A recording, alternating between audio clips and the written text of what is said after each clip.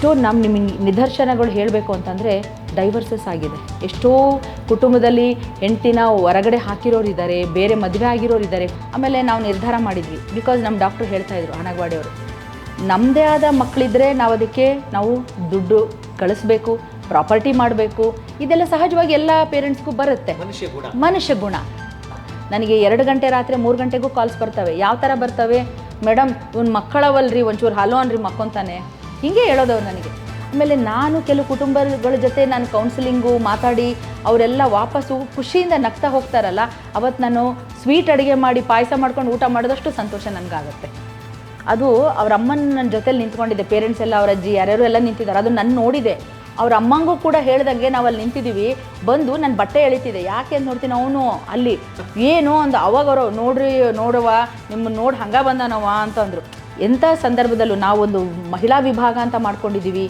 ಈ ವೇದಿಕೆಯಲ್ಲಿ ಸಾಕಷ್ಟು ಈ ಮನೋಸಾಮಾಜಿಕ ಸಮಸ್ಯೆಗಳನ್ನ ಇದ್ದಂಥವ್ರನ್ನ ಎಂತೆಂಥವರು ಇದರಿಂದ ಪಾರಾಗಿ ಅವರು ಸಫಲರಾಗಿದ್ದಾರೆ.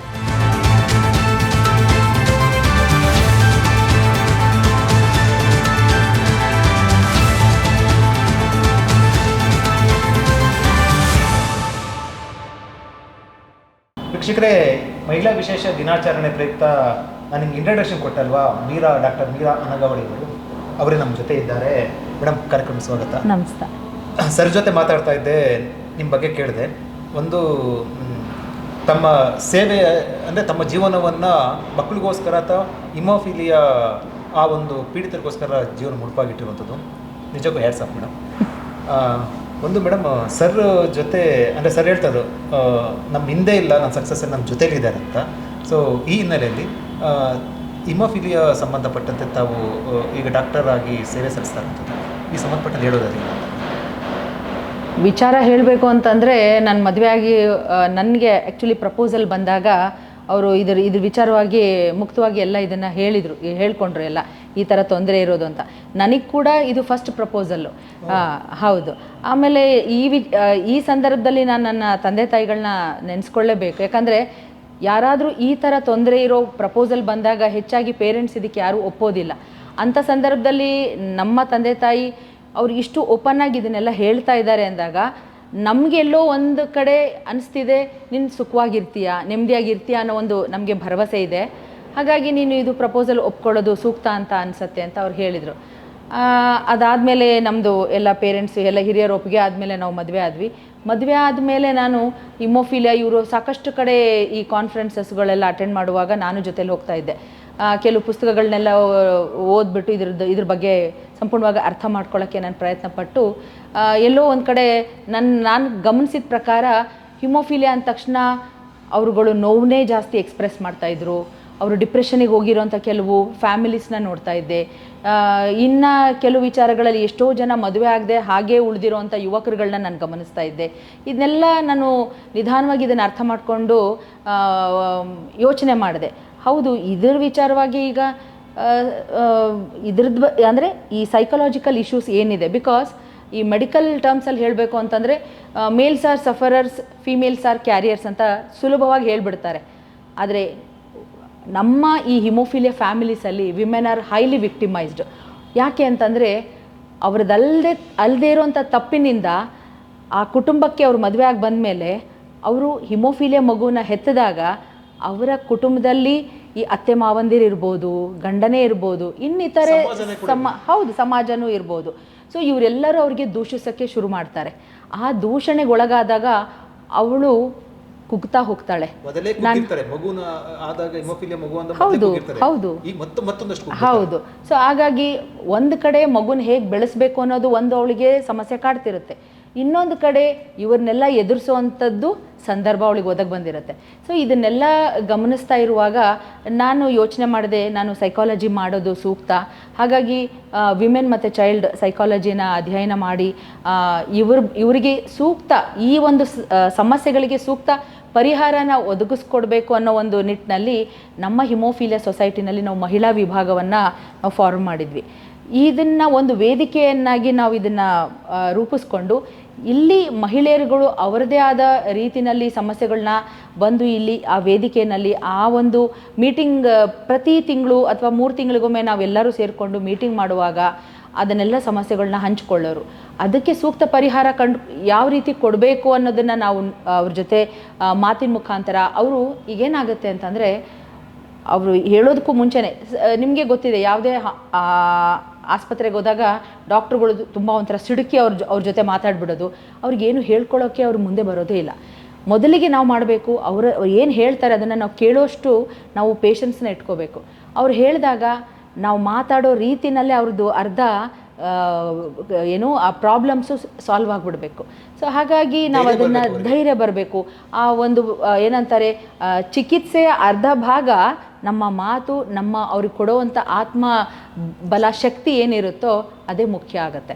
ಸೊ ಹಾಗಾಗಿ ನಾವು ಇದಕ್ಕೆಲ್ಲ ಸುಮಾರು ಈ ಥರ ಮಾಡ್ಕೋತಾ ಬಂದ್ವಿ. ಅವರಿಗೆ ಧೈರ್ಯ ಹೇಳೋ ನಿಟ್ಟಿನಲ್ಲಿ ಇದೆಲ್ಲ ಏನಾಗಿದೆ, ನಮ್ಮ ಈ ಮಹಿಳೆಯರುಗಳು ನಮ್ಮ ಡಾಕ್ಟರ್ ಹನಗವಾಡಿ ಅವ್ರು ಹೇಳ್ದಂಗೆ ಸೈಕಾಲಜಿಕಲಿ ತುಂಬ ನೊಂದುಬಿಟ್ಟಿರ್ತಾರೆ, ಭಾಳ ಕುಗ್ಗಿಬಿಟ್ಟಿರ್ತಾರೆ. ಎಷ್ಟೋ ನಿಮಗೆ ನಿದರ್ಶನಗಳು ಹೇಳಬೇಕು ಅಂತಂದರೆ ಡೈವರ್ಸಸ್ ಆಗಿದೆ. ಎಷ್ಟೋ ಕುಟುಂಬದಲ್ಲಿ ಹೆಂಡ್ತಿನ ಹೊರಗಡೆ ಹಾಕಿರೋರಿದ್ದಾರೆ, ಬೇರೆ ಮದುವೆ ಆಗಿರೋರಿದ್ದಾರೆ, ಕೋರ್ಟ್ವರೆಗೂ ಬಂದಿರೋದಿದೆ. ಸೊ ಇದಕ್ಕೆಲ್ಲ ನಾವು ಈ ವೇದಿಕೆಯಲ್ಲಿ ಅವರಿಗೆ ಪರಿಹಾರವನ್ನು ಕಂಡುಕೊಡ್ತಾ ಬಂದಿದ್ದೀವಿ ನಾವು. ನೀವು ಅವ್ರ ಜೊತೆ ಮೇಡಮ್, ಈಗ ಹಿಮೋಫಿಲಿಯೋ ಅವ್ರ ಯಾರಿರ್ತಾರೆ ಅವ್ರ ಪೀಡಿತರು, ಅವ್ರ ತಾಯಿಯವರು ತುಂಬ ನೊಂದಿರ್ತಾರಲ್ಲ, ಅವ್ರ ಜೊತೆ ನೀವು ಯಾವ ರೀತಿ ಸಮಾಲೋಚನೆ ಮಾಡ್ತೀರಿ, ಯಾವ ರೀತಿ ಧೈರ್ಯ ತುಂಬ್ತೀರಾ? ಅದರ ಜೊತೆಗೆ ಒಂದು ಸವಾಲು ಅಂದರೆ ಅವ್ರ ಜೊತೆಲಿ ಬಂದಿರೋಂಥ ಅಥವಾ ಗಂಡ ಇರ್ಬೋದು ಅಥವಾ ತಂದೆ ಇರ್ಬೋದು ಅಥವಾ ಯಾರು ಇದ್ರು ಬಂದರೂ ಕೂಡ ಅವ್ರಿಗೂ ಕೂಡ ನೀವು ಸಮಾಲೋಚನೆ ಮಾಡುವಂಥ ಅವಶ್ಯಕತೆ ಇದೆ. ನೀವು ಅವ್ರಿಗೆ ಯಾವ ರೀತಿ ನೀವು ಮತ್ತು ನಿಮ್ಗೆ ಆ ಸಂದರ್ಭದಲ್ಲಿ ನಿಮ್ಗೆ ಏನೇನು ಸವಾಲುಗಳು ಎದುರಾಗುತ್ತೆ ಮೇಡಮ್? ಹೌದು, ಸವಾಲುಗಳು ಅಂತ ಬಂದಾಗ ಅವ್ರುಗಳ ಪ್ರಾಬ್ಲಮ್ಸ್, ನಾನು ಹೋಮ್ ಬೇಸ್ಡ್ ಕೇರ್ ಕೂಡ ಅಂದರೆ ನಾವು ಮನೆಗಳಿಗೆ ಹೋಗ್ತೀವಿ, ಅವರು ಮನೆಗಳಿಗೂ ಹೋಗಿ ಈ ಥರ ಕುಟುಂಬದವ್ರ ಜೊತೆ ನಾವು ಕೂತ್ಕೊಂಡು, ಯಾಕೆಂದರೆ ನಾವಿದ್ದೀವಿ ಅಂತ ಅವ್ರಿಗೆ ಅಂದಾಗ ಅವರಿಗೆ ತುಂಬಾ ಧೈರ್ಯ ಬರುತ್ತೆ. ಸೊ ಹಾಗೆ ಹೋದಾಗ ಕೆಲವು ಕುಟುಂಬದಲ್ಲಿ ನಾವು ಗಮನಿಸಿರೋ ಪ್ರಕಾರ ಬಹಳ ಕೇರ್ಲೆಸ್ ಮಾಡಿರೋರಿದ್ದಾರೆ.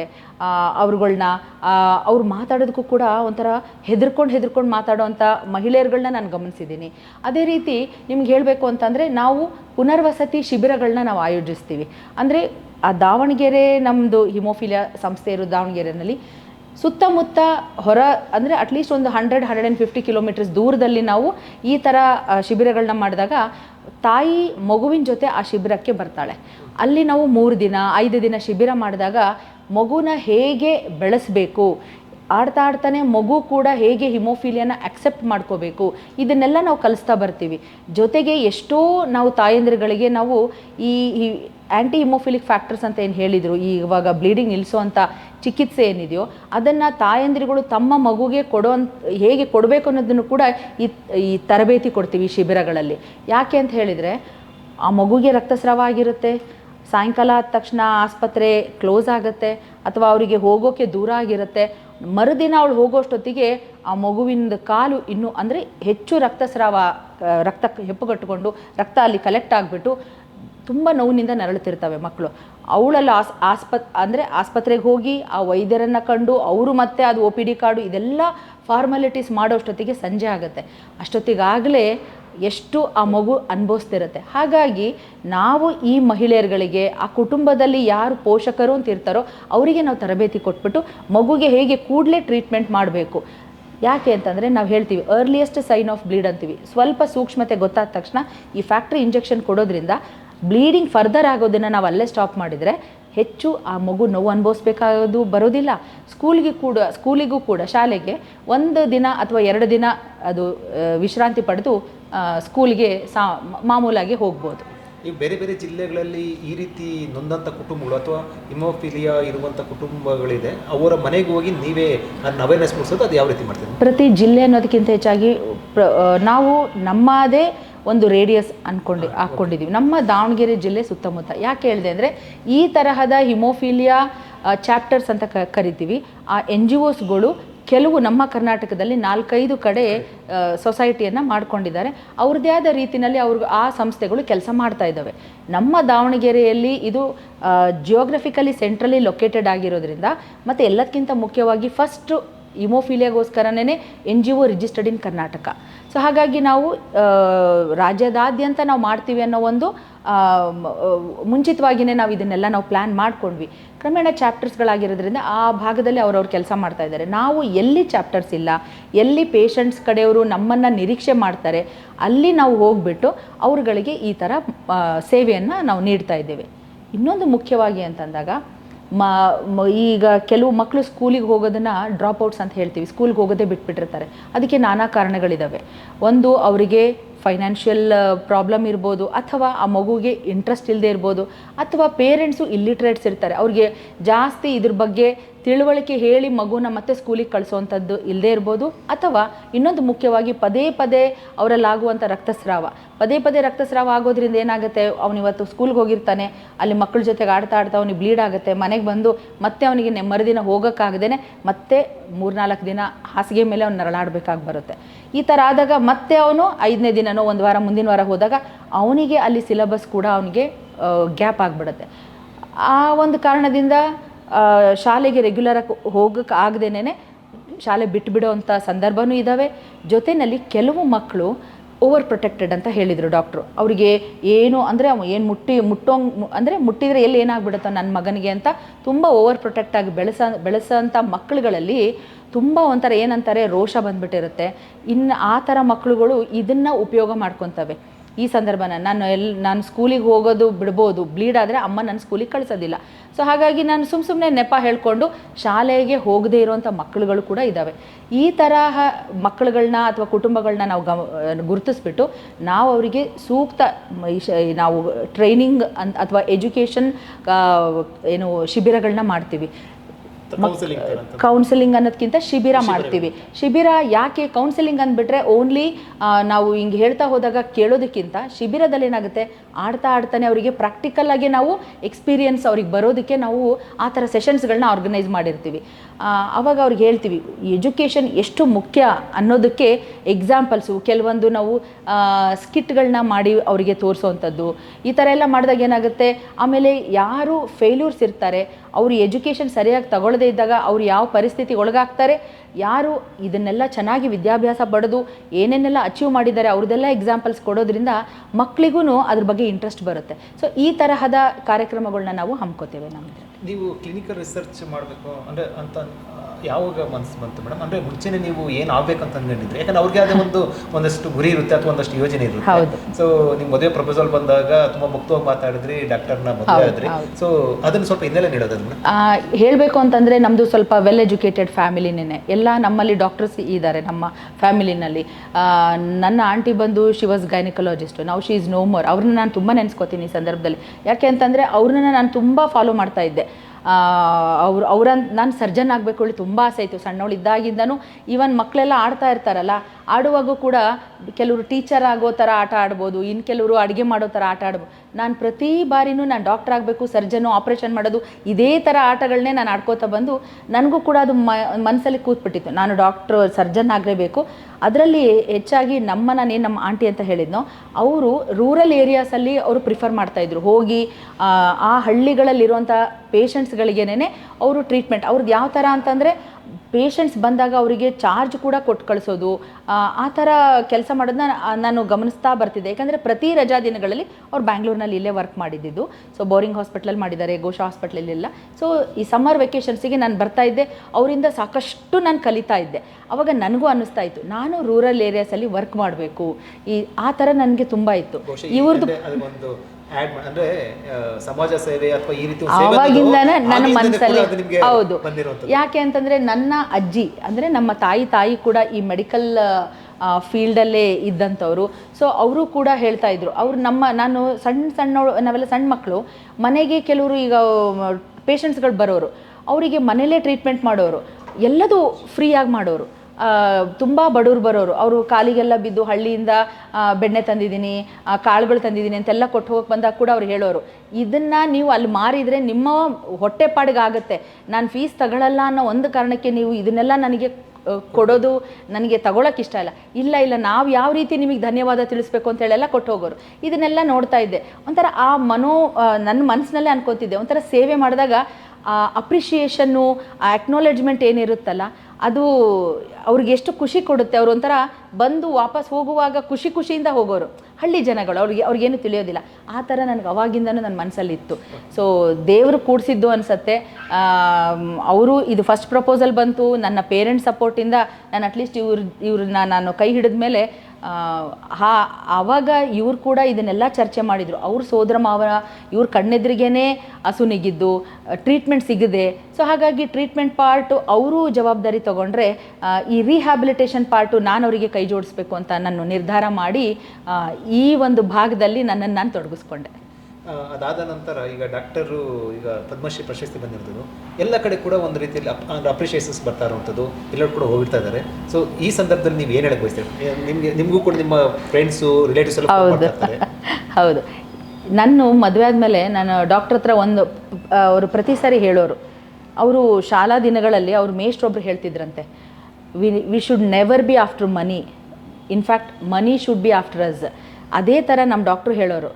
ಯಾವುದೇ, ಯಾಕಂದರೆ ಅವಾಗೆಲ್ಲ ಈಗ ಸರ್ಕಾರ ತುಂಬ ಒಂದು ಅಚ್ಚುಕಟ್ಟಾಗಿ ಯಾರು ನಿಜವಾಗ್ಲೂ ಸರ್ವಿಸ್ ಮಾಡ್ತಾಯಿದ್ರು ಅವರನ್ನು ಗುರುತಿಸ್ಬಿಟ್ಟು ಕೊಡ್ತಾ ಇದೆ, ಪ್ರಶಸ್ತಿಯನ್ನು ಸೆಲೆಕ್ಟ್ ಮಾಡ್ತಾ ಇದ್ದಾರೆ. ಇದೆಲ್ಲ ಈ ಥರ ಪದ್ಧತಿ ಮುಂಚೆ ಇರಲಿಲ್ಲ.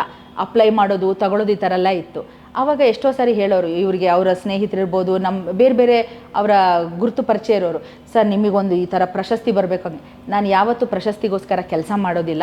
ನಾವು ಮಾಡ್ತಾ ಇರೋ ಕೆಲಸ, ಇನ್ಫ್ಯಾಕ್ಟ್ ಅದನ್ನು ಗುರುತಿಸಿ ಪ್ರಶಸ್ತಿ ಬಂದರೆ ಅದು ನಮಗೊಂಥರ ಇನ್ಸ್ಪಿರೇಷನಲ್, ಮೋಟಿವೇಶ್ನಲ್, ಇನ್ನೂ ಹೆಚ್ಚಿನ ರೀತಿ ಕೆಲಸ ಮಾಡೋದಕ್ಕೆ ನಮಗೊಂಥರ ಬೆನ್ನು ತಟ್ಟದಂಗೆ ಅಂತ.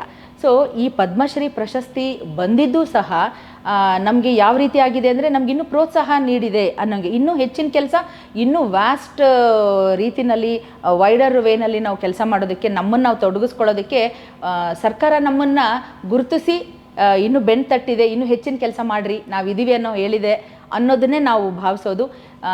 ಈ ಪ್ರಶಸ್ತಿ ಬಂದಿರೋದು ಸಹಜವಾಗಿ ತುಂಬಾ ಸಂತೋಷ ತಂದಿದೆ. ಯಾಕಂದರೆ ಕುಟುಂಬ ವರ್ಗದವರಲ್ಲಾಯಿತು, ನಮ್ಮ ಸ್ನೇಹಿತರ ಬಳಗದವರಾಯಿತು, ಫೋನ್ ಕರೆಗಳಿನ ಮುಖಾಂತರ ನಮಗೆ ತುಂಬಾ ಅವರು ಅಭಿನಂದನೆಗಳನ್ನ ಸಲ್ಲಿಸ್ತಾ ಇದ್ದಾರೆ.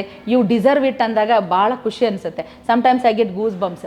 ಯಾಕಂತಂದರೆ ಅವರು ಇದನ್ನು ನಾವು ನಿರೀಕ್ಷೆ ಮಾಡಿರಲಿಲ್ಲ. ಅನಿರೀಕ್ಷಿತವಾಗಿ ಇದು ಬಂದಂಥದ್ದು ಸಹಜವಾಗಿ ನಿಮಗೆ ಗೊತ್ತಿರುತ್ತೆ ಯಾವ ರೀತಿ ನಾವು ಫೀಲ್ ಮಾಡ್ತೀವಿ ಅಂತ. ಈಗ ಎಲ್ಲ ಕಡೆ ಕೂಡ ಒಂದು ರೀತಿಯಲ್ಲಿ ಕಮರ್ಷಿಯಲ್ ಮೈಂಡು, ಕಮರ್ಷಿಯಲ್ ಯುಗ ಆಗಿರುವಂಥದ್ದು. ಸೊ ಅದರಲ್ಲಿ ನಿಮಗೆ ವೈದ್ಯ ಅಂದರೆ ನಿಮ್ಗೆ ಯಾವ ಡಾಕ್ಟರ್ ಅಂತ ನಿಮಗೆ ಆರೋಗ್ಯ ಮತ್ತು ಎಜುಕೇಷನ್ ಎರಡೂ ಕೂಡ ನಿಮಗೆ ಅಫೋರ್ಡಬಲ್ ಇಲ್ಲ, ಅಷ್ಟು ಸಿಕ್ಕಾಪಟ್ಟೆ ಆಗಿರುತ್ತದೆ. ಸೊ ನೀವು ಉಚಿತ ಸೇವೆ ಮಾಡ್ತಾ ಇರುವಂಥದ್ದು, ನಿಮ್ಗೆ ಯಾವತ್ತೂ ಕೂಡ ಈ ಥರ ಕಮರ್ಷಿಯಲ್ ಮೈಂಡ್ ಅಂತ ಮನಸ್ಸೇ ಬಂದಿಲ್ಲ? ಕಮರ್ಷಿಯಲ್ ಅಂತಂದರೆ ಇವಾಗ ಅವರು ಹೇಳಿದರು, ಸಾಕಷ್ಟು ನೋವನ್ನ ನುಂಗಿದ್ದಾರೆ, ನೋವನ್ನ ತಿಂದಿದ್ದಾರೆ ಡಾಕ್ಟ್ರು. ಎಷ್ಟು ದುಡ್ಡು ಕೊಡ್ತೀವಿ ಅಂತಂದು ಬಂದು ಟ್ರೀಟ್ಮೆಂಟ್ ದುಡ್ಡಿದ್ದಂಥವ್ರು ಟ್ರೀಟ್ಮೆಂಟ್ ತೊಗೊಂಡು ಹೋಗಿಬಿಡ್ತಾರೆ, ಕರೆಕ್ಟ್. ಆದರೆ ಅವ್ರ ಕಣ್ಣೆದುರಿಗೆ ನೋಡಿದ್ದಾರೆ ಎಷ್ಟೋ ಬಡ ಮಕ್ಕಳು ಟ್ರೀಟ್ಮೆಂಟ್ ಇಲ್ಲದೆ. ಉದಾಹರಣೆ ಅವ್ರ ಸೋದರ ಮಾವಂದೇ ಹೇಳಿದರು, ಟ್ರೀಟ್ಮೆಂಟ್ ಸಿಗದೆ ಅಸಹಾಯಕ ಸ್ಥಿತಿನಲ್ಲಿ ವಾಪಸ್ ಹೋದರು. ನಿಮ್ಗೆ ಇಲ್ಲಿ ಇನ್ನೊಂದು ಎಕ್ಸಾಂಪಲ್ ಹೇಳಬೇಕಂದ್ರೆ, ನಮ್ಮ ಹಿಮೋಫಿಲಿಯಾ ಸಂಸ್ಥೆಯಲ್ಲಿ ಮುಂಚೆ ಪೇಷಂಟ್ಸ್ಗಳು ಬರೋರು, ನಾವು ಅವಾಗ 100 ರೂಪಾಯಿನೋ 50 ರೂಪಾಯಿ, ನನಗದು ನೆನಪಿಲ್ಲ, ಅದನ್ನು ಇಟ್ಟಿದ್ವಿ ಡೈಲಿ, ಅದು ಸರ್ವಿಸ್ ಚಾರ್ಜ್ ಅಂತ. ಯಾಕೆ ಅಂದರೆ ಸಂಸ್ಥೆನ ನಡ್ಸ್ಕೊಂಡು ಹೋಗಬೇಕಲ್ಲ, ಎಲ್ಲ ಸರ್ವಿಸಸ್ನ ನಾವು ಅವ್ರಿಗೆ ಫ್ರೀಯಾಗಿ ಒದಗಿಸ್ತಾ ಇರ್ತೀವಿ. ಅಟ್ಲೀಸ್ಟು ನಾವು ಕರೆಂಟ್ ಬಿಲ್ ಕಟ್ಟೋಕ್ಕಾಯಿತು, ಮತ್ತೊಂದು ಅಂಥದಕ್ಕಾದ್ರೂ ನಾವು ಬಳಸ್ಕೋಬೋದು. ಯಾಕಂದರೆ ಇವಾಗ ಬರುವಂಥ ದಾನಿಗಳು ಆಗಿನ ಕಾಲದಲ್ಲಿ ಇನ್ನೂ ಇರಲಿಲ್ಲ. ಹಾಗಾಗಿ ಅದನ್ನು ನಾವು ಚಾರ್ಜ್ ಮಾಡ್ತಾ ಇದ್ವಿ ಆವಾಗ ಅಷ್ಟು ಅಂತ. ಕೊನೆಗೆ ಯಾವ ಥರ ನಮಗೆ ಸಂದರ್ಭ ನಾವು ನೋಡ್ತಾ ಇದ್ವಿ ಅಂದರೆ, ಒಂದು ಕುಟುಂಬ ಬ್ಲೀಡ್ ಆಗಿದೆ, ಮಗನ್ನ ಗದಗ ಕಡೆಯಿಂದ ಕರ್ಕೊಂಡು ಬಂದಿದ್ದಾನೆ. ಈ ಒಣಕಲ್ ರೊಟ್ಟಿ ಅಂತಾರೆ ಗೊತ್ತಾ, ಒಣಕಲ್ ರೊಟ್ಟಿ, ಈರುಳ್ಳಿ, ಅದರಲ್ಲಿ ಹಸಿ ಈರುಳ್ಳಿ ಇಟ್ಕೊಂಡು ಬಟ್ಟೆಲಿ ಕಟ್ಕೊಂಡು ಬಂದಿದ್ದಾನೆ. ಅದನ್ನು ನೋಡ್ತಾ ಇದ್ವಿ. ಅವನು ಅಲ್ಲಿ ಹೋಟೆಲಿಗೆ ಖರ್ಚು ಮಾಡಿದರೆ ದಿನಕ್ಕೆ ಏನಿಲ್ಲ ಅಂದ್ರೂ ಕನಿಷ್ಠ ಒಂದು 150ರಿಂದ 200 ರೂಪಾಯಿ ಖರ್ಚಾಗತ್ತೆ. ಅದನ್ನು ರೊಟ್ಟಿನ ಈರುಳ್ಳಿ ನೆಂಚ್ಕೊಂಡು ತಿಂದು ಅವತ್ತಿಂದು ದಿನ ನಡೆಸೋ ಥರ, ಈ ಥರ ಕುಟುಂಬಗಳನ್ನ ಕಣ್ಣಾರೆ ಕಂಡಿರೋರಿದ್ದೀವಿ ನಾವು. ಅಟ್ಲೀಸ್ಟ್ ನಾವು ಅದನ್ನು ಯೋಚನೆ ಮಾಡಿದ್ವಿ. ಇಲ್ಲಿ ಬಂದು 50-100 ರೂಪಾಯಿ ಸರ್ವಿಸ್ ಚಾರ್ಜ್ ಅಂದಾಗ 2-3 ದಿನ ಇರಬೇಕು ಅಂದರೆ ಅವನಷ್ಟು ಖರ್ಚು ಮಾಡಬೇಕು, ಜೊತೆಗೆ ಹೊರಗಡೆ ಊಟ ತಿಂಡಿ ಖರ್ಚು ಮಾಡಬೇಕು. ಕೆಲಸ ಅಲ್ಲಿ ಕೂಲಿ ಮಾಡೋನಂದರೆ ದಿನಗೂಲಿಯಂಗೆ ಮಾಡಿರ್ತಾರೆ, ಅದು ಕೂಡ ಅವನಿಗೆ ಅಲ್ಲಿ ಕಳೆದಿರ್ತಾನೆ. ಇಲ್ಲಿ ಚಾರ್ಜ್ ಇಟ್ಕೊಂಡು ಬರಬೇಕಂದ್ರೂ ಯಾರ ಹತ್ರ ಸಾಲ ಸೋಲ ಮಾಡಿ ಬಂದಿರ್ತಾನೆ. ಇದನ್ನೆಲ್ಲ ನಾವು ಒಟ್ಟು ಸೇರಿಸಿ ನೋಡಿದರೆ ಒನ್ಸ್ ಟ್ರೀಟ್ಮೆಂಟ್ ಬರಬೇಕು ಅಂದರೆ ಎಷ್ಟು ಕಷ್ಟಪಟ್ಕೊಂಡು ಬರಬೇಕು. ಈ ಥರ ಕೆಲವು ಕುಟುಂಬಗಳು ಪ್ರಯಾಣ ಮಾಡ್ಕೊಂಡು ಹೋಗಬೇಕಲ್ಲ, ಬಸ್ ಚಾರ್ಜಿಗೆ ದುಡ್ಡಿಲ್ದೇ ಬರದೇ ಇರೋಂಥ ಕುಟುಂಬಗಳನ್ನ ನಾನು ಕಣ್ಣಾರೆ ನೋಡಿದ್ದೀನಿ. ಇದನ್ನೆಲ್ಲ ನೋಡಿ ಯೋಚನೆ ಮಾಡಿದ್ವಿ, ಯಾವುದೇ ಸರ್ವಿಸ್ ಚಾರ್ಜು ಮತ್ತೊಂದು ನಾವು ದೇಣಿಗೆ ಪಡೆದು ನಾವು ನಡೆಸೋಣ ಸೊಸೈಟಿನ. ಈ ಪೇಷಂಟ್ಸ್ಗಳಿಂದ ಯಾವುದೇ ಕಾರಣಕ್ಕೂ ನಾವು ಪಡಿಬಾರ್ದು ಅಂತ ನಮ್ಮ ಕಮಿಟಿಲಿ ನಾವು ಡಿಸೈಡ್ ಮಾಡಿ ಸಂಪೂರ್ಣ ಉಚಿತ ಅಂತ ಮಾಡಿಬಿಟ್ವಿ. ತುಂಬ ವರ್ಷಗಳಿಂದ ನಾವು ಈ ಥರ ಸೇವೆ ನಾವು ಒದಗಿಸ್ತಾ ಬರ್ತಿದ್ದೀವಿ. ಜೊತೆಯಲ್ಲಿ ಚಾರ್ಜಿಗೆ ಇಲ್ಲದೇ ಬರದೇ ಇರೋವಂಥವ್ರು ಇದ್ದಾರೆ. ಹಾಗಾಗಿ ಜೊತೆಗೆ ಇನ್ನೂ ಒಂದು ಮುಖ್ಯವಾಗಿ ಬರೋವಾಗ ದಾರಿನಲ್ಲೇ ಎಷ್ಟೋ ಮಕ್ಕಳು ಹಸು ನೀಗಿದ್ದಾವೆ. ಯಾಕಂದರೆ ಬಸ್ ಫೆಸಿಲಿಟಿ ಸರಿ ಇರೋದಿಲ್ಲ. ಅವರು ಆ್ಯಂಬುಲೆನ್ಸ್ ಕೇಳಿದರೆ 108 ಆಯಿತು, ಅಥವಾ ಬೇರೆ ಇನ್ಯಾವುದೋ ಪ್ರೈವೇಟ್ ಆ್ಯಂಬುಲೆನ್ಸ್ ಅಂದರೆ ಅವ್ರ ಡ್ರೈವರ್ಗಳು ದುಡ್ಡು ಕೇಳ್ತಾರೆ ಅಂತ ಬಂದು ಹೇಳಿದರು. ಅದನ್ನೆಲ್ಲ ಕಾರ್ ಮಾಡಿಸ್ಕೊಂಬರೋಷ್ಟು ಶಕ್ತಿ ಇರಲ್ಲ ಅವ್ರ ಹತ್ರ. ಬಸ್ಸಲ್ಲಿ ಬರಬೇಕು ಅನ್ನೋಷ್ಟೊತ್ತಿಗೆ ಎಷ್ಟೋ ತಾಸುಗಟ್ಟಲೆ ಪ್ರಯಾಣ ಮಾಡ್ಕೊಂಬರ್ಬೇಕು. ಇದನ್ನೆಲ್ಲ ಗಮನಿಸ್ಬಿಟ್ಟು ಯೋಚನೆ ಮಾಡಿದ್ವಿ, ಒಂದು ಆ್ಯಂಬುಲೆನ್ಸ್ ಅಂತ ನಮ್ಮದೇ ಆದ, ನಾವು ಯಾರಾದರೂ ಡೋನರ್ ಹತ್ರ ನಾವು ಪ್ರಪೋಸಲ್ ಕೊಟ್ಟು ಆ್ಯಂಬುಲೆನ್ಸ್ ಸರ್ವಿಸ್ನ ನಾವು ಮಾಡಿದರೆ, ಈ ಥರ ಪೇಷಂಟ್ಸ್ಗಳದ್ದು ನಮಗೆ ಕರೆ ಬಂದರೆ ನಾವು ಅವ್ರ ಮನೆ ಬಾಗಿಲಿಗೆ ಕೊಟ್ಟು ಟ್ರೀಟ್ಮೆಂಟ್ ಮಾಡಿ ಫರ್ದರ್ ಮ್ಯಾನೇಜ್ಮೆಂಟಿಗೆ ಅದೇ ಆ್ಯಂಬುಲೆನ್ಸಲ್ಲಿ ನಾವು ಕರ್ಕೊಂಡು ಬಂದರೆ ಅವ್ರಿಗೆ ಯಾವುದೇ ರೀತಿ ಖರ್ಚು ಅವ್ರಿಗೆ ಬರೋದಿಲ್ಲ ಅಂತ ಕೂಡ ಅದನ್ನು ಯೋಚನೆ ಮಾಡಿ ಈ ಯೋಜನೆಯನ್ನು ನಾವು ರೂಪಿಸ್ಬಿಟ್ಟು ಸಕ್ಸಸ್ಫುಲ್ಲಾಗಿ ನಾವು 3.5 years 4 years ಆಯಿತು ನಾವು ಇದನ್ನು ಸಕ್ಸಸ್ಫುಲ್ಲಾಗಿ ರನ್ ಮಾಡ್ಕೊಂಡು ಬರ್ತಿದ್ದೀವಿ. ಇದನ್ನು what we wanted to replicate in government, ಇದನ್ನು ಆ್ಯಸ್ ಎ ಪೈಲಟ್ ಪ್ರಾಜೆಕ್ಟ್ ಅಂತ ಮಾಡಿ ಸರ್ಕಾರ ಇದು ಕೈಗೆತ್ಕೊಂಡು ಮಾಡಬೇಕು ಅನ್ನೋದು ನಮ್ಮ ಒಂದು ಗುರಿಯಾಗಿತ್ತು. ಇದಕ್ಕೆ ಈ ಸಂದರ್ಭದಲ್ಲಿ ಭಾಳ ಖುಷಿ ಆಗುತ್ತೆ, ಸರ್ಕಾರ ಕೈಗೆತ್ಕೊಂಡಿದೆ. ಇದು ಲಾಂಗ್ ರನ್ನಲ್ಲಿ ಕೂಡ ಸಕ್ಸಸ್ಫುಲ್ಲಾಗಿ ಆಗಲಿ, ನಮ್ಮ ಪೇಷಂಟ್ಸ್ ಎಲ್ಲರಿಗೂ ಸೇವೆ ಸಿಗಲಿ ಅನ್ನೋದೇ ನಮ್ಮ ಉದ್ದೇಶ.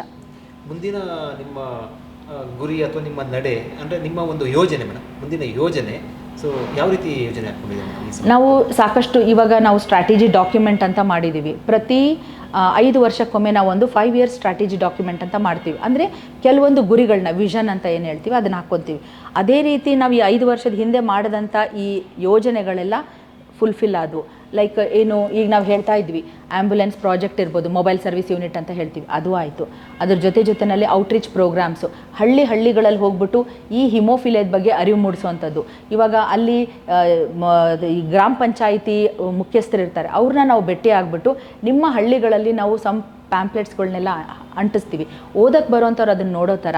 ಇಲ್ಲ ಅಂದಾಗ ನಮಗೂ ಒಂದು ಅವಕಾಶ ಮಾಡಿಕೊಡ್ಬೇಕು, 1 ಗಂಟೆ ನಾವು ಅವ್ರಿಗೆ ಎಲ್ಲ ನಾವು ಇದ್ರ ಬಗ್ಗೆ ಮಾಹಿತಿ ಹೇಳುವಂಥದ್ದು ಅಂತ. ನಾವು ಆ ಥರ ನಾವು ಒಂದು ಟೀಮ್ ಅಂತ ಮಾಡ್ಕೊಂಡಿದ್ದೀವಿ ನಮ್ಮದು. ನಾವು ಔಟ್ರೀಚ್ ಪ್ರೋಗ್ರಾಮಲ್ಲಿ ನಮ್ಮದು ಕೌನ್ಸಿಲರ್ನ ಇಟ್ಕೊಂಡು ಸ್ಟಾಫ್ ನರ್ಸು, ಟೆಕ್ನಿಷಿಯನ್ನು ಮತ್ತು ನನ್ನ ಜೊತೆ ನನ್ನ ಅಸಿಸ್ಟೆಂಟ್, ನಾವು ಇದೆಲ್ಲ ಹೋಗ್ಬಿಟ್ಟು ಆ ಹಳ್ಳಿನಲ್ಲಿ ಈ ಹಿಮೋಫೀಲಿಯಾ ಮತ್ತು ಇನ್ನಿತರೆ ಈ ಸಂಬಂಧದಲ್ಲಿ ಮದುವೆ ಆಗಿ ಹುಟ್ಟುವಂಥ ಈ ಅನುವಂಶೀಯ ಏನು ಕಾಯಿಲೆಗಳು ಅಥವಾ ಈ ತೊಂದರೆಯಿಂದ ಹುಟ್ಟುವಂಥ ಮಕ್ಕಳುಗಳನ್ನ ಮುಂದಿನ ದಿನಗಳಲ್ಲಿ ತಡೆಗಟ್ಟೋದು ಹೇಗೆ ಅನ್ನೋದ್ರ ಬಗ್ಗೆ ಕೂಡ ನಾವು ಅರಿವು ಮೂಡಿಸುವಂಥ ಕಾರ್ಯಕ್ರಮ ಮಾಡೋದು ಒಂದು ಯೋಜನೆ. ಅದು ಕೂಡ ನಾವು ಫುಲ್ಫಿಲ್ ಆಯಿತು. ಅದನ್ನು ರೆಗ್ಯುಲರಾಗಿ ನಾವು ಮಾಡ್ತಾ ಬಂದಿದ್ದೀವಿ. ಅದ್ರ ಜೊತೆಯಲ್ಲಿ ಸೋಲಾರ್ ಪ್ರಾಜೆಕ್ಟ್ ಅಂತ ಹೀಗೆ ಹಲವಾರು ಯೋಜನೆಗಳನ್ನ ಹಾಕ್ಕೊಂಡಿದ್ದೀವಿ. ಈಗ ಮುಂದಿನ ದಿನಗಳಲ್ಲಿ ನಮ್ಮ ಹಿಮೋಫೀಲಿಯಾ ಸಂಸ್ಥೆನಲ್ಲಿ ಇಷ್ಟೂ ದಿನ ನಾವು ರ್ಯಾಂಪ್ ಅಂದರೆ ನಡ್ಕೊಂಡು ಹೋಗಲಿಕ್ಕೆ ಈ ಡಿಸಬಿಲಿಟಿ ಫ್ರೆಂಡ್ಲಿ ಅಂತ ಏನು ರ್ಯಾಂಪು ಅಥವಾ ಅಂದರೆ ಅವ್ರಿಗೆ ಮಾಡಿದ್ವಿ ನಾವು. ಅದು ಮತ್ತು ಸ್ಟೆಪ್ಸು ಇದೆ ಮೇಲಿನ ಮಹಡಿಗೆ ಹೋಗಬೇಕು ಅಂದರೆ. ಆದರೆ ನಮ್ಮ ಪೇಷಂಟ್ಸು ಆಗದೇ ಇರೋರಿಗೆ ನಾವು ವೀಲ್ ಚೇರ್ನಲ್ಲಿ ನಮ್ಮ ಅಟೆಂಡರ್ಸ್ ಕರ್ಕೊಂಡು ಹೋಗ್ತಾರೆ. ಆದರೂ ಸಹ ಲಿಫ್ಟ್ ಒಂದು ಯೋಜನೆ ಹಾಕ್ಕೊಂಡಿದ್ದೀವಿ. ಅದು ಇವಾಗ ನಾವು ಪ್ರಾಜೆಕ್ಟಲ್ಲಿ ತೊಗೊಂಡಿದ್ದೀವಿ. ಜೊತೆಯಲ್ಲಿ ಈ ಸೋಲಾರ್ ಪ್ರಾಜೆಕ್ಟ್ ಅಂತ ಏನು ಹೇಳಿದ್ವಿ, ಅದು ಇವಾಗ ಮುಕ್ತಾಯದ ಹಂತಕ್ಕೆ ಅದು ಬಂದಿದೆ. ಇದ್ರ ಜೊತೆಯಲ್ಲಿ ಇವಾಗ ಏನು ನಾನ್ ಫ್ಯಾಕ್ಟ್ರಿ ಥೆರಪಿ ಅಂತ ಇವಾಗ ಸರ್ಕಾರ ನಿನ್ನೆ ಅಷ್ಟೇ ಇದನ್ನು ಲಾಂಚ್ ಮಾಡ್ತು. ಇದರ ವಿಚಾರವಾಗಿ ನಮ್ಮ ಕುಟುಂಬ ವರ್ಗದವರಿಗೆ ಈಗ ನಾವು ಒಂದೊಂದು ತಾಲೂಕಾ ಲೆವೆಲ್ ತಗೊಂಡು ಅಲ್ಲಿ ಇರೋವಂಥ ಎಲ್ಲ ಹಿಮೋಫೀಲಿಯಾ ಪೇಷಂಟ್ಸು ಕುಟುಂಬದವ್ರನ್ನ ನಾವು ಗುರುತಿಸ್ಬಿಟ್ಟು, ಅಂದರೆ ನಮ್ಮಲ್ಲಿ ಆಲ್ರೆಡಿ ರಿಜಿಸ್ಟರ್ಡ್ ಇರ್ತಾರೆ, ಆ ಲಿಸ್ಟ್ ಪ್ರಕಾರ ಅವ್ರುಗಳನ್ನ ಎಲ್ಲ ಒಂದು ಸಣ್ಣ ವೇದಿಕೆ ಥರ ಮೀಟಿಂಗ್ ಥರ ಕರೆದು ಇದ್ರ ಬಗ್ಗೆ ಅವರಿಗೆ ಎಜುಕೇಷನ್ ಕೊಡಬೇಕು, ಶಿಕ್ಷಣ ಕೊಡಬೇಕು. ಯಾಕೆ ಅಂತಂದರೆ ಈ 1 ತಿಂಗಳು ಬಂದು ಟ್ರೀಟ್ಮೆಂಟ್ ಏನೋ ಅವ್ರು ಹಾಕಿಸ್ತಾರೆ, ಪ್ರತಿ ತಿಂಗಳು ಹಾಕಿಸ್ಬೇಕು ಅಂತ ಇದು ಪದ್ಧತಿ ಇರೋದು ಈ ನಾನ್ ಫ್ಯಾಕ್ಟ್ರಿ ಥೆರಪಿ. ಆ 1 ತಿಂಗಳು ನಾನು ಎಲ್ಲೋ ಹೋದೆ, ಜಾತ್ರೆಗೆ ಹೋದೆ, ಅಥವಾ ನನ್ನ ಗಂಡ ಬರೋಕ್ಕೆ ಬಿಡಲಿಲ್ಲ ಆಸ್ಪತ್ರೆಗೆ ಅಂಥೇಳಿ ಬರದೇ ಇರೋದು, ಅದು ಮಿಸ್ ಆಗಬಾರ್ದು. ಹಾಗಾಗಿ ಇದ್ರದ್ದು ತೀವ್ರತೆ ಎಷ್ಟು, ಇದರಿಂದ ಏನೆಲ್ಲ ಉಪಯೋಗಗಳು, ಇದ್ರ ಬಗ್ಗೆ ನಾವು ಅರಿವು ಮೂಡಿಸುವಂಥ ಕಾರ್ಯಕ್ರಮ ಮಾಡಬೇಕು ಅನ್ನೋದನ್ನು ನಾವು ಇವಾಗ ಹಮ್ಮಿಕೊಳ್ತಾ ಇದ್ದೀವಿ. ನಾವು ತಮ್ಮ ಜೀವನವನ್ನು, ಇಡೀ ಜೀವನವನ್ನು ಇದಕ್ಕೋಸ್ಕರ ಸೇವೆಗೆ ಮುಡುಪಾಗಿಟ್ಟಿರುತ್ತದೆ. ಅಂದರೆ ನೀವು ಮಲಗಿದ್ರು, ನಿದ್ದೆ ಹೋದ್ರು, ಹೊರಗಡೆ ಹೋದ್ರು, ಕೂತಿದ್ರು, ಎಲ್ಲ ಕಡೆ ಕೂಡ ಇದೇ ಯೋಜನೆ. ಯೋಜನೆ ನೋಡ್ತಾ ಇದ್ರೆ ಎಲ್ಲ ಕೂಡ ಇರುವಂಥದ್ದು. ಸರ್ ಆಗಲೇ ಒಂದು ಮಾತನ್ನು ಹೇಳ್ತಾರೆ ಮೇಡಮ್, ಬೇರೆ ಮಕ್ಕಳೆಲ್ಲ ಕೂಡ ನಮ್ಮ ಮಕ್ಕಳ ಥರ ನೋಡ್ತೀವಿ. ಹೌದು. ಸೊ ಮಗು ಬೇಕು ಅಥವಾ ಇದಕ್ಕೋಸ್ಕರ ನಮಗೆ ಬೇಡ ಅಂತ ಅನಿಸ್ತು ಅಂತ ಆ ಒಂದು ತಾಯಿ ಹೃದಯ. ಸೊ ಏನು ನಿರ್ಧಾರ ಆಯಿತು? ಏನಿಲ್ಲ, ಈಗ ಸಹಜವಾಗಿ ನಮ್ಮನೇಲಿ ನಾನು ಡಾಕ್ಟರ್ ಹನಗವಾಡಿ ಇಬ್ಬರು ನಾವು ಕೂತ್ಕೊಂಡು ನಿರ್ಧಾರ ಮಾಡಿದ ಮೇಲೆ ಬೇಡ ಅಂತ. ಯಾಕೆ ಅಂತಂದರೆ ಹಿಮೋಫೀಲಿಯಾ ಮಕ್ಕಳು ನಮ್ಮ ಮಕ್ಕಳು ಸಹಜ. ಈವನ್ ಅವ್ರ ತಮ್ಮನ ಮಕ್ಕಳುಗಳು ಅಥವಾ ನನ್ನ ತಮ್ಮನ ಮಕ್ಕಳುಗಳು ಮನೇಲಿ ಮಕ್ಕಳು ಇದ್ದೇ ಇರ್ತಾರೆ. ಅದನ್ನು ನಮ್ಮ ತಾಯಿ ಹತ್ರ ನಾನೊಂದು ಈಗ ಆಡು ಭಾಷೆಯಲ್ಲಿ ಹೇಳಬೇಕು ಅಂದರೆ ಅವರು ನೇರವಾಗಿ ಒಂದು ಮಾತು ಹೇಳಿಬಿಟ್ರು, ಮಮ್ಮಿ ನಾನು ಈ ಥರ ನಾವು ಅಂದ್ಕೊಂಡಿದ್ದೀವಿ ಮಕ್ಕಳು ಬೇಡ ಅಂತಂದೇಳಿ. ಹೋಗಲಿ ಬಿಡೆ, ಒಳ್ಳೆ ನಿರ್ಧಾರ ಅದು, ಎಷ್ಟೋ ಮಕ್ಳುಗಳಿದ್ದಾವೆ, ಅವ್ರಿಗೆಲ್ಲ ನೀನು ನೋಡ್ಕೋಬೋದು. ನಮ್ಮ ಮನೇಲಿ ನಮಗೆ ನಾಯಿಗಳನ್ನ ಸಾಕೋದು ಅಭ್ಯಾಸ ತುಂಬ ಇದೆ. ತುಂಬ ನಾಯಿ, ನಾವು ಸಣ್ಣವರಿದ್ದಾಗಿದ್ದನು ನಾಯಿಗಳು. ಆವಾಗ ಅವ್ರು ಹೇಳಿದರು ನಮಗೆ, ನಾವು ಅದಕ್ಕೆ ಒಂದು ಪಿಂಕಿ ಅಂತ ಹೆಸರಿಟ್ಟಿದ್ವಿ, ನಮ್ಮ ಪಿಂಕಿ ಕೂಡ ಹಡಿತತಿ. ಏನು ಅದನ್ನು ಯಾರು ಬೇಕಾದರೂ ಮಾಡ್ತಾರೆ, ಮದುವೆ ಆಗಿ ಮಕ್ಕಳು ಮಾಡ್ಕೊಳ್ಳೋದು. ಆದರೆ ನೀವು ಮಾಡ್ತಾ ಇದ್ದೀರಲ್ಲ, ಇದು ನಿಜವಾಗ್ಲೂ ವಿಭಿನ್ನ, ವಿನೂತನ. ಬೇರೆಯವ್ರ ಮಕ್ಕಳಿಗೆ ನೀವು ತಾಯಿ ತಂದೆಗಳಾಗಿ ನೀವು ಅವರಿಗೆ ಪೋಷಣೆ ಮಾಡ್ತೀರಲ್ಲ, ಅದ್ರ ಮುಂದೆ ಇದು ಯಾವುದೂ ಇಲ್ಲ ಅಂತರು. ನಾನು ಇದನ್ನು ಕೈಗೆ ಎತ್ಕೊಂಡಾಗ ಈ ಹೋರಾಟನ ನಾನು ಮದುವೆನೇ ಆಗಬಾರ್ದು ಅಂತ ಇದ್ದೆ. ಯಾಕೆಂದರೆ ಯಾಕೆ ಬೇಡ, ನಾನು ಇದಕ್ಕೆ ಮುಡುಪಾಗಿಡೋಣ ಅಂತ. ಆದರೆ ಮನೆಯಲ್ಲಿ ಒತ್ತಾಯ ಶುರುವಾಯಿತು. ಎಲ್ಲರಿಗೂ ಸಾಮಾನ್ಯ ಅಲ್ಲ. ಆವಾಗ ನಾವು ನಾನು ನೇರವಾಗಿ ಈ ಥರ ತೊಂದರೆ ಇರೋದು ಹೇಳ್ಕೊತಾ ಇದ್ದೆ. ಯಾಕೆ ಅಂದರೆ ಅವ್ರು ರಿಜೆಕ್ಟ್ ಮಾಡ್ತಾರೆ ಅಂತ. ಓಕೆ, ಆಗಲಿ. ಬಟ್ ಆದರೆ ನನಗೆ ಆಶ್ಚರ್ಯ ಆಗೋಂಗೆ ಮೀರಾ ಅನಗವಾಡಿಯವರ ಪ್ರಪೋಸಲ್ ಬಂದಾಗ ಅವರು ಕೂಡಲೇ ಅವರು ಎಸ್ಪೆಷಲಿ ಅವ್ರ ತಂದೆ ತಾಯಿಗಳು ಇದು ಎಷ್ಟು ಓಪನ್ ಮೈಂಡೆಡ್ ಇದ್ದಾರೆ ಅವರು ಎಷ್ಟು ಇಂಥವ್ರು ಸಿಗ್ತಾರಾ? ಯಾರು ಬೇಕಾದರೂ ಆ್ಯಕ್ಸಿಡೆಂಟ್ ಆದರೆ ಡಿಸಬಿಲಿಟಿಗೆ ಒಳಗಾಗೋದು ಸಾಮಾನ್ಯ. ಅದನ್ನೆಲ್ಲ ನೋಡಬೇಡಮ್ಮ, ನಿನಗೆ ಎಂಥ ನೀನು ಕರೆಕ್ಟು ಹುಡುಗ. ಹಾಗಾಗಿ ನನ್ನ ಮದುವೆ ಮೀರಾ ಅನಗವಾಡಿಯವ್ರ ಜೊತೆ ಆಯಿತು. ನಿಮ್ಗೆ ಶಾಕ್ ಆಯಿತು? ಅವರು ಶಾಕ್ ಆಯಿತು. ಆಮೇಲೆ ಏನಾಯಿತು ಅಂದರೆ ಇದಾಯಿತು. ಆಮೇಲೆ ಮನೇಲಿ ಪೇಷಂಟ್ಸ್ ಬರೋದು ಅದೆಲ್ಲ ನೋಡ್ಲಿಕ್ಕೆ ಶುರು ಮಾಡಿದರು. ಇದು ಅರ್ಥ ಮಾಡಿಕೊಂಡ್ರು. ಅವ್ರು ಎಂಥ ನಿರ್ಧಾರ ತೊಗೊಂಡ್ರು ಗೊತ್ತಾ? ನಾನು ಅವಾಗ ಅವ್ರು BSc ಮಾಡಿರೋದು. ಅವರು ಕ್ಲಿನಿಕಲ್ ಸೈಕಾಲಜಿ ಸಬ್ಜೆಕ್ಟ್ ಆಯ್ಕೆ ಮಾಡಿಕೊಂಡು ಕೆಲವು ಶಾರ್ಟ್ ಕೋರ್ಸಸ್ಸು ಅದನ್ನೆಲ್ಲ ಮಾಡಿಕೊಂಡು C has become clinical psychologist. ಯಾಕೆ ಅಂದರೆ ಈ ಒಬ್ಬ ತಾಯಿಯ ಭಾವನೆಯನ್ನು, ಎಜುಕೇಷನ್ನು, ಕೌನ್ಸಿಲಿಂಗು ಎಲ್ಲ ಅವ್ರ ಜವಾಬ್ದಾರಿ ತೊಗೊಂಡು not only accepted me, accepted ನನ್ನ ಬ್ಲಡ್ ಬ್ರದರ್ಸ್ನು ಕೂಡ, ಕುಟುಂಬಗಳ್ನು ಕೂಡ. ಹಾಗಾಗಿ ನನಗಿದು ಒಂಥರ ರೈಟ್ ಹ್ಯಾಂಡ್ ಆದರು ನನ್ನ. ಈಗ ಎಲ್ಲ ಭಾಳ ಜನ ಹೇಳ್ತಾರೆ ವುಮೆನ್ ಬಿಹೈಂಡ್ ಸಕ್ಸಸ್ ಮೆನ್ ಅಂತ. ಬಟ್ ನಾನು ಅದನ್ನು ಚೇಂಜ್ ಮಾಡಬೇಕು ಅಂತ, ವುಮೆನ್ ಬಿಸೈಡ್ ಮೀ. ನಾವು ನಮ್ಮ ಸ್ವಂತ ಮಕ್ಕಳು ಮಾಡಿಕೊಂಡ್ರೆ ಸ್ವಾರ್ಥ ಬರ್ಬೋದು, ಅದು ಬರ್ಬೋದು. ಹಾಗಾಗಿ ಕಮರ್ಷಿಯಲ್ ಮಾಡಿ. ಹಾಗಾಗಿ ಅವಳು ಎಂಥ ಒಂದೇ ಮಾತು ಹೇಳಿದರು, ನಮಗೆ ಮಕ್ಕಳೇ ಬೇಡ, ಈಗ ಇವರೆಲ್ಲ ಏನಿದಾರಲ್ಲ ಇವ್ರನ್ನೇ ನಮ್ಮ ಮಕ್ಕಳು ಅಂದ್ಕೊಳ್ಳೋಣ, ಇದಕ್ಕೋಸ್ಕರ ನಾವು ದುಡಿಯೋಣ ಅಂತ ಅವರು ಜೊತೆಗೆ ನಿಂತರು. ನನಗೂ ಒಂಥರ ತುಂಬಾ ಧೈರ್ಯ ಬಂತು. ಆಮೇಲೆ ನಾವು ನಿರ್ಧಾರ ಮಾಡಿದ್ವಿ, ಬಿಕಾಸ್ ನಮ್ಮ ಡಾಕ್ಟ್ರು ಹೇಳ್ತಾಯಿದ್ರು ಅನಗವಾಡಿಯವರು, ನಮ್ಮದೇ ಆದ ಮಕ್ಕಳಿದ್ರೆ ನಾವು ದುಡ್ಡು ಗಳಿಸ್ಬೇಕು, ಪ್ರಾಪರ್ಟಿ ಮಾಡಬೇಕು, ಇದೆಲ್ಲ ಸಹಜವಾಗಿ ಎಲ್ಲ ಪೇರೆಂಟ್ಸ್ಗೂ ಬರುತ್ತೆ, ಮನುಷ್ಯ ಗುಣ.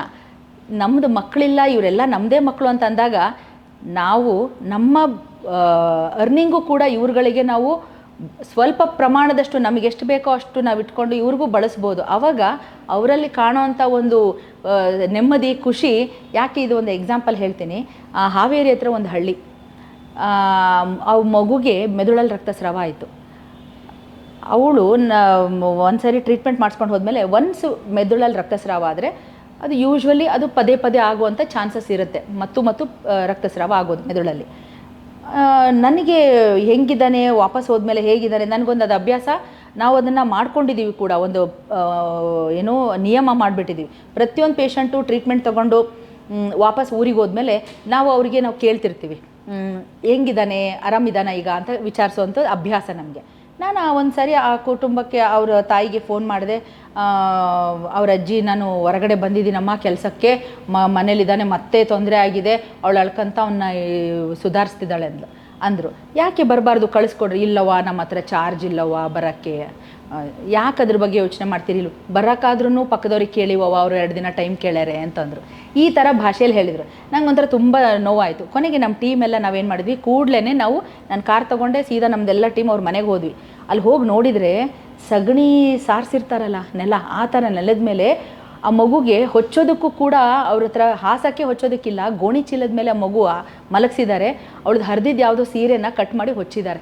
ಎಷ್ಟು ಸಂಕಟ ಆಯಿತು ಅಂತಂದರೆ ಕೂಡಲೇ ಹೇಳಿದ್ದೆ, ನಾನು ಯಾವ ಮಾತಕ್ಕೂ ಇರಲಿ ಅಂತ ಇಂಜೆಕ್ಷನ್ಸ್ ತೊಗೊಂಡೇ ಹೋಗಿದ್ದೆ, ಮೆಡಿಸಿನ್ಸ್ ತೊಗೊಂಡೇ ಹೋಗಿದ್ದೆ. ಕೂಡಲೇ ನಮ್ಮ ಟೀಮ್ಗೆ ಒಬ್ರಿಗೆ ಹೇಳಿದೆ, ನೀನು ಅಲ್ಲಿ ಆ ANMಗಳಂತ ಇರ್ತಾರೆ ಅಲ್ಲಿ ಕೆಲವು ಡಾಕ್ಟ್ರುಗಳೆಲ್ಲ BAMS ಮಾಡ್ಕೊಂಡು ಎಂಥದೋ ಒಂದು ಹಳ್ಳಿಗಳಲ್ಲಿ ಇರ್ತಾರೆ.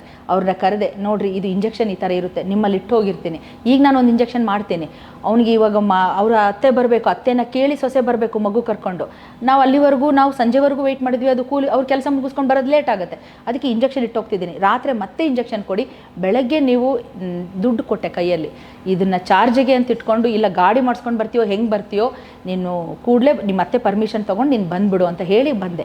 ಮರುದಿನ ಬೆಳಗ್ಗೆ ವೆಯ್ಟ್ ಮಾಡಿದೆ, ಮಧ್ಯಾಹ್ನದವರೆಗೂ ವೆಯ್ಟ್ ಮಾಡಿದೆ, ಬರಲಿಲ್ಲ.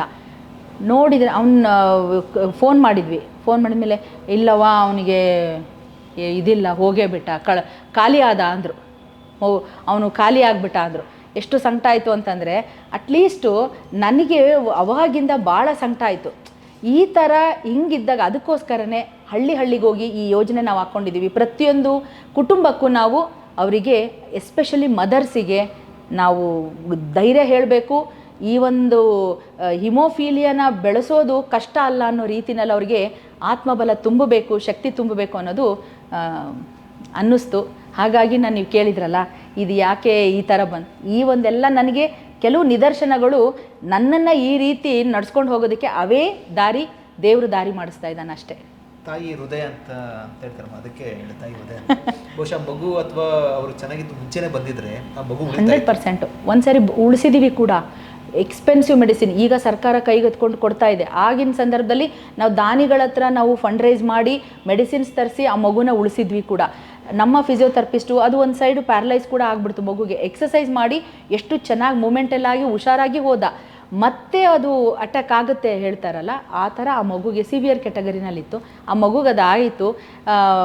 ನನಗೆ ಗಿಲ್ಟ್ ಕಾಡಿದ್ದೇನು ಅಂದರೆ, ನಾನು ಬೇರೆ ಯಾವುದೋ ಕೆಲಸದಲ್ಲಿ ಸ್ವಲ್ಪ ಬ್ಯುಸಿ ಆದಮೇಲೆ ನಾನೊಂದು ವಾರ ಆದಮೇಲೆ ಫೋನ್ ಮಾಡಿದೆ. ಯೂಶ್ವಲಿ ನಾನು 1 or 2 ಡೇಸಲ್ಲಿ ಮಾಡ್ತೀನಿ. ಈ ಹುಷಾರಾಗಿ ಹೋಗಿ ಮಕ್ಕಳು ಹೋದ್ಮೇಲೆ ನನಗದು ಅಭ್ಯಾಸ. ನನಗೆ 2 ಗಂಟೆ ರಾತ್ರಿ 3 ಗಂಟೆಗೂ ಕಾಲ್ಸ್ ಬರ್ತವೆ. ಯಾವ ಥರ ಬರ್ತವೆ, ಮೇಡಮ್ ಇವ್ನು ಮಕ್ಕಳವಲ್ರಿ ಒಂಚೂರು ಹಲೋ ಅನ್ರಿ ಮಕ್ಕೊತಾನೆ, ಹಿಂಗೆ ಹೇಳೋದವ್ರು ನನಗೆ. ಮಕ್ಕಳವಲ್ಲ ಒಂಚೂರು ಹಲೋ ಅನ್ರಿ ಮಕ್ಕೋತಾನೆ, ಯಾಕೋ ಅಂತ ಮಾತಾಡಿದ ತಕ್ಷಣ ಎಷ್ಟು ಖುಷಿಯಿಂದ ನಗ್ತಾನೆ. ಆಮೇಲೆ ನಾನು ಕೆಲವು ಕುಟುಂಬಗಳ ಜೊತೆ ನಾನು ಕೌನ್ಸಿಲಿಂಗು ಮಾತಾಡಿ ಅವರೆಲ್ಲ ವಾಪಸ್ಸು ಖುಷಿಯಿಂದ ನಗ್ತಾ ಹೋಗ್ತಾರಲ್ಲ, ಅವತ್ತು ನಾನು ಸ್ವೀಟ್ ಅಡುಗೆ ಮಾಡಿ ಪಾಯಸ ಮಾಡ್ಕೊಂಡು ಊಟ ಮಾಡಿದಷ್ಟು ಸಂತೋಷ ನನಗಾಗತ್ತೆ. ಇದು ನೀವು ಹೇಳಿದ್ರಲ್ಲ, ಕೂತರು ಮಲಗಿದ್ರು ನಿಂತರು ಎಲ್ಲಿ ನಿಂತರು ಹಿಮೋಫಿಲಿಯಾ ಅಂತ, ಇದು ಹಾಗೆ ಆಗಿಬಿಟ್ಟಿದೆ ನಮಗೆ. ನನಗೆ ನಿಜವಾಗ್ಲೂ ಮಾತೇ ಬರ್ತಾ ಇಲ್ಲ ಮೇಡಮ್. ಅಂದರೆ ಇನ್ನೇನಿಲ್ಲ, ನಮಸ್ಕಾರ ಮಾಡಬೇಕಷ್ಟೇ. ಯಾಕಂದರೆ ಇದು ಎಲ್ಲರಿಗೂ ಕೂಡ ಬರೋದಿಲ್ಲ ಈ ರೀತಿ ಒಂದು ಸೇವೆ ಮತ್ತು ಈ ರೀತಿ.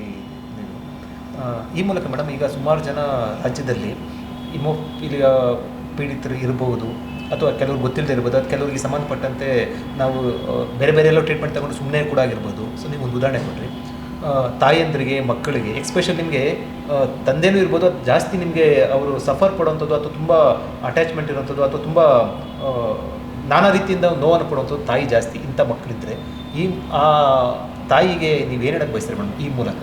ಒಂದು ಇದ್ದರೆ ಹೌದು, ಈ ಥರ ಈಗ ಎರಡೂ ಥರ ಇದ್ದಾರೆ. ಒಂದು ಕುಟುಂಬದಲ್ಲಿ ತಂದೆ ತುಂಬ ಜವಾಬ್ದಾರಿ ತಗೊಂಡು ಭಾಳ ಅಚ್ಚುಕಟ್ಟಾಗೆ ಸಂಸಾರ ನಡ್ಸ್ಕೊಂಡು ಹೋಗ್ತಾ ಇರೋನಂಥ ಒಂದು ಕುಟುಂಬ, ಆ ಥರ ತಂದೆ ಇರೋವಂಥದ್ದು. ಇನ್ನೊಂದು ಕುಟುಂಬದಲ್ಲಿ ತಾಯಿನೇ ಮುಖ್ಯವಾಗಿ ನೋಡಿಕೊಂಡು ಎಲ್ಲದು. ಯಾಕೆ ಅದು ಏನಂತಂದರೆ, ಮೈಕ್ರೋ ಎಂಟರ್ಪ್ರೈಸ್ ಗ್ರ್ಯಾಂಟ್ ಮುಖಾಂತರ ಈ ಥರ ಕುಟುಂಬಗಳನ್ನ, ಈ ಥರ ಮಹಿಳೆಯರುಗಳನ್ನ ನಾವು ಗಮನಿಸ್ಬಿಟ್ಟು ಅವ್ರುಗಳಿಗೆ ಪುನರ್ವಸತಿ ಸೇವೆಗಳನ್ನ, ಅಂದರೆ ಅದು ಈಗ ಚಿಕ್ಕದಾಗಿ ಖಾರದ ಪುಡಿ ಮಿಷಿನ್ ಇಟ್ಕೊಂಡು ಜೀವನ ನಡೆಸುವಂಥದ್ದಾಗಿರ್ಬೋದು, ಅವಳಲ್ಲೇ ಇರುವಂಥ ಕಲೆ, ಕೆಲವು ಟೈಲರಿಂಗ್ ಗೊತ್ತಿರುತ್ತೆ, ಇನ್ನು ಕೆಲವರಿಗೆ ಈ ಸಣ್ಣ ಮ್ಯಾಟ್ಸ್ ಮಾಡುವಂಥದ್ದು, ಆ ಥರ ಎಷ್ಟೋ ಮದರ್ಸ್ಗಳಿಗೆ ನಮ್ಮ ಸಂಸ್ಥೆಯಿಂದ ನಾವು ಅವರಿಗೆ ನೆರವನ್ನು ನೀಡಿದ್ದೀವಿ. ಅವ್ರ ಕಾಲ ಮೇಲೆ ಅವ್ರು ನಿಂತ್ಕೊಂಡು ಅವ್ರ ಜೀವನ ನಡೆಸ್ತಾ ಇದ್ದಾರೆ ಇವತ್ತು. ಆ ಥರ ಗುರುತಿಸ್ಬಿಟ್ಟು ಮಾಡ್ತೀವಿ. ಇನ್ನೂ ಒಂದು ವಿದ್ಯಾಭ್ಯಾಸಕ್ಕೆ ನೆರವಾಗೋದು, ಎಜುಕೇಷನ್ ಸಪೋರ್ಟು. ನಾವು ಹಿಮೋಫಿಲಿಯಾ ಮಕ್ಕಳುಗಳಿಗೆ ನಮ್ಮ ಸಂಸ್ಥೆಯಿಂದ ಎಜುಕೇಷನ್ ಸಪೋರ್ಟ್ ಕೂಡ ಕೊಡ್ತಾ ಇದ್ದೀವಿ. ರೆಗ್ಯುಲರ್ ಆಗಿ ಮಕ್ಕಳು ಸ್ಕೂಲ್ಗೆ ಹೋಗ್ಬೋದು. ಯಾರಿಗೆ ಫೈನಾನ್ಷಿಯಲಿ ಕಷ್ಟ ಇದೆ ಅಂಥ ಮಕ್ಕಳಿಗೆ ನಾವು ಪ್ರತಿ ವರ್ಷ ಕ್ವಾರ್ಟರ್ಲಿ ಅಂತ ಹೇಳ್ತೀವಿ, ಬಟ್ ಹಾಫ್ ಇಯರ್ಲಿ ನಾವು ಎರಡೂ ಕ್ವಾರ್ಟರ್ನ ಸೇರಿಸ್ಬಿಟ್ಟು ಹಾಫ್ ಇಯರ್ಲಿ ನಾವು ಎಜುಕೇಷನ್ ಸಪೋರ್ಟ್ನ ಚೆಕ್ ಮುಖಾಂತರ ನೀಡ್ತಾ ಇದ್ದೀವಿ. ಅವು ಸಕ್ಸಸ್ಫುಲ್ಲಾಗಿ ಒಬ್ಬನು ಮೆಡಿಕಲ್ಲು ಈಗ ಇದೇ ಬಳ್ಳಾರಿ ವಿಮ್ಸಲ್ಲಿ ಮೆಡಿಕಲ್ ಮಾಡ್ತಾ ಇದ್ದಾನೆ, ಅವನಿಗೆ ಎಜುಕೇಷನ್ ಸಪೋರ್ಟ್ ಮಾಡಿದ್ರಿಂದ. ಇನ್ನೂ ಒಬ್ಬನು ಮೀಡಿಯಾ ಇದೇ ನಿಮ್ಮ ವಿಜಯವಾಣಿನಲ್ಲಿ ಜಾಯ್ನ್ ಆಗಿದ್ದಾನೆ, ನಮ್ಮ ದಾವಣಗೆರೆ ಜಿಲ್ಲೆ ಆ ಕಡೆ ಹುಡುಗ. ಇನ್ನೂ ಒಬ್ಬನು ಫಾರ್ಮಸಿ ಮುಗಿಸ್ಕೊಂಡಿದ್ದಾನೆ, ಇನ್ನೊಬ್ಬನು ಇಂಜಿನಿಯರಿಂಗ್ ಮಾಡ್ತಾ ಇದ್ದಾನೆ, ಆಲ್ಮೋಸ್ಟ್ ಕಂಪ್ಲೀಟ್ ಮಾಡ್ದ. ಈ ಥರ ಅವರದೇ ಇಂಟ್ರೆಸ್ಟಿಂಗ್ ಸಬ್ಜೆಕ್ಟ್ಗಳಲ್ಲಿ ಅವ್ರನ್ನ ತೊಡಗಿಸ್ಕೊಂಡು ವಿದ್ಯಾಭ್ಯಾಸ ಮುಗಿಸಿ ಅವ್ರ ಕಾಲ ಮೇಲೆ ಆ ಮಕ್ಕಳು ಹುಡುಗರುಗಳು ಕೂಡ ನಿಂತಿದ್ದಾರೆ. ಅದನ್ನು ನೋಡಿದಾಗ ತುಂಬ ಸಂತೋಷ ಆಗುತ್ತೆ ನಮಗೆ.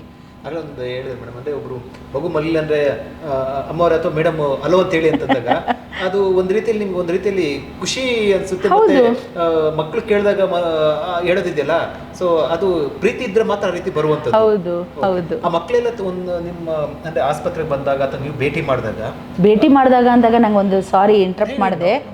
ಒಂದ್ಸರಿ ಹಿಂಗೆ ನಾನು ಯಾವುದೋ ಊರಲ್ಲಿ ಹೋದಾಗ ಯಾವುದೋ ಒಂದು ಬಸ್ ಸ್ಟ್ಯಾಂಡ್ ಹತ್ರ ಅಲ್ಲಿ ಹೋಗುವಾಗ ಭಾಳ ಹಿಂದೆ ಅದು ಅವ್ರ ಅಮ್ಮನ ನನ್ನ ಜೊತೆಲಿ ನಿಂತ್ಕೊಂಡಿದ್ದೆ. ಪೇರೆಂಟ್ಸ್ ಎಲ್ಲ ಅವ್ರ ಅಜ್ಜಿ ಯಾರ್ಯಾರು ಎಲ್ಲ ನಿಂತಿದ್ದಾರೆ. ಅದು ನಾನು ನೋಡಿದೆ.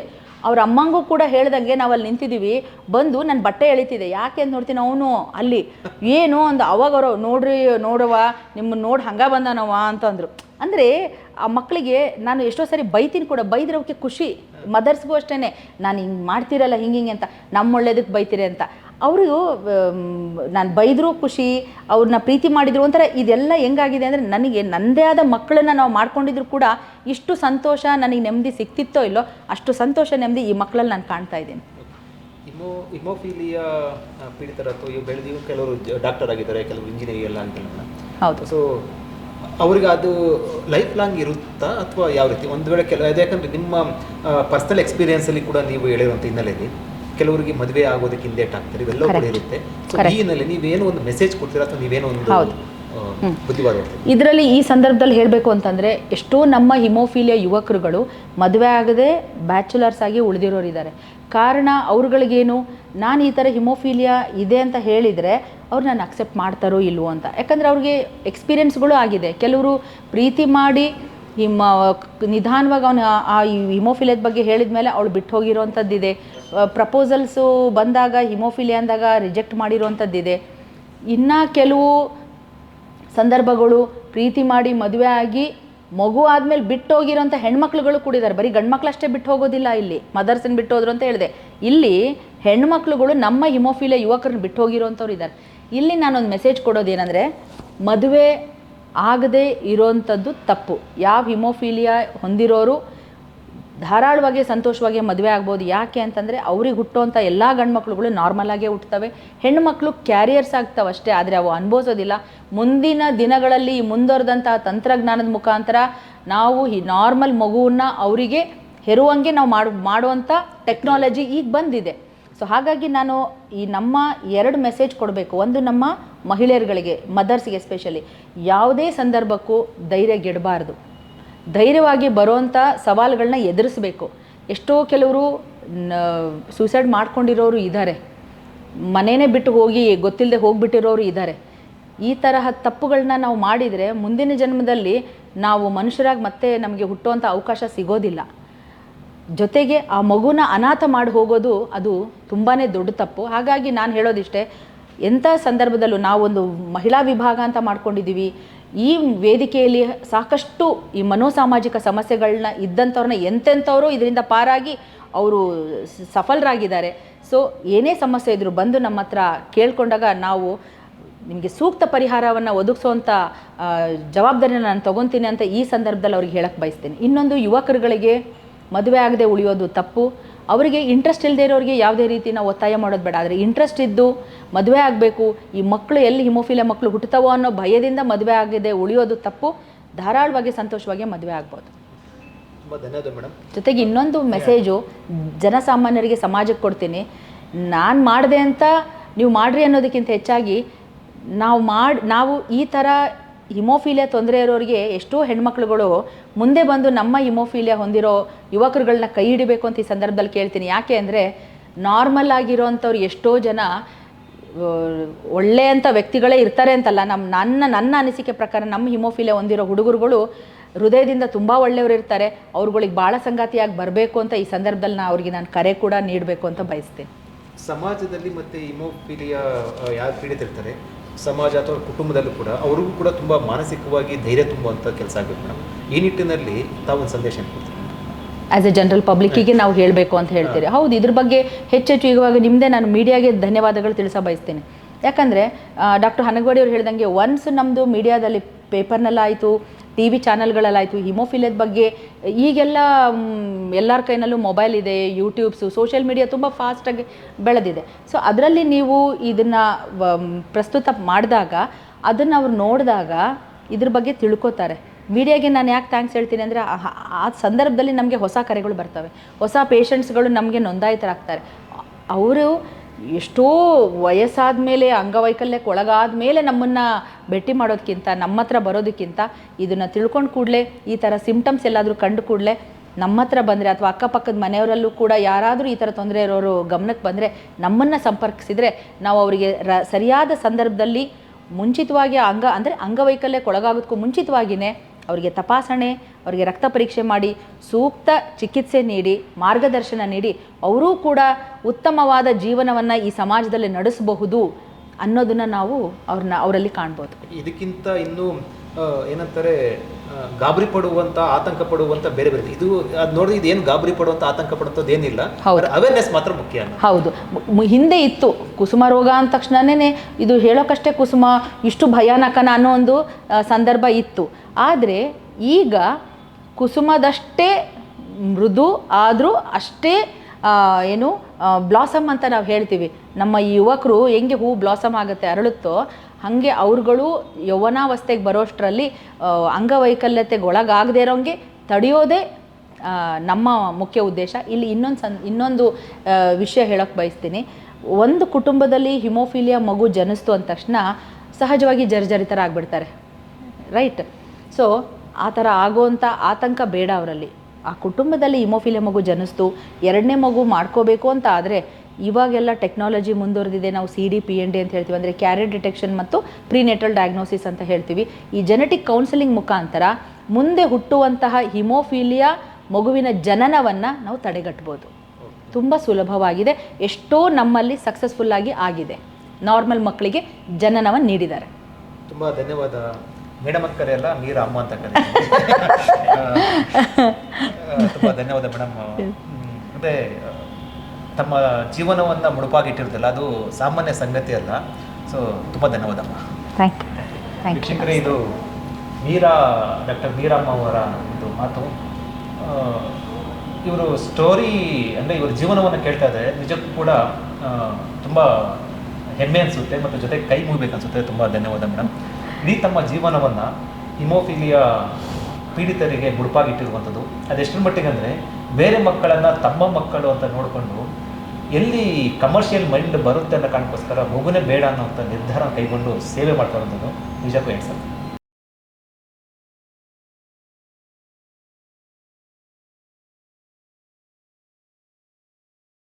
ಹೆಚ್ಚಿನ ಸುದ್ದಿ ಅಪ್ಡೇಟ್ಗೆ ಈಗಲೇ the federal Karnataka YouTube page ಅನ್ನು ಸಬ್ಸ್ಕ್ರೈಬ್ ಮಾಡಿ.